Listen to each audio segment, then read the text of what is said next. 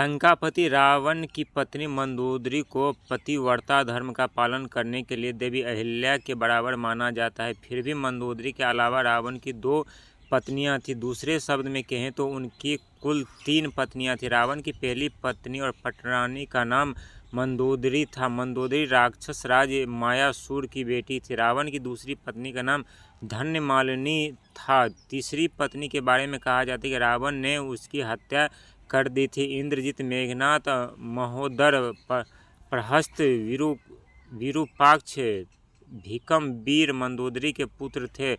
कन्या मालिनी से अति कथा और त्रिशिर को 2 बेटे को जन्म दिया था। तीसरी पत्नी के प्रस्था, नरांतका और देवका नाम के बेटे थे।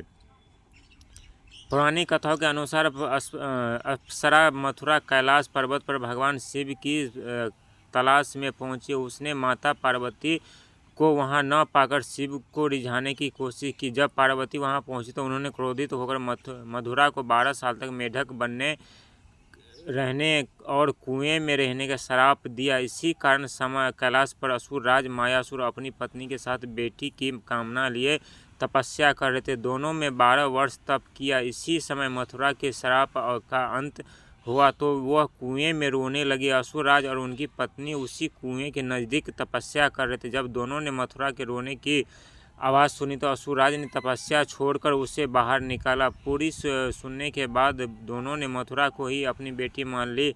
फिर उन्होंने मथुरा का नाम बदलकर मंदोदरी कर दिया था।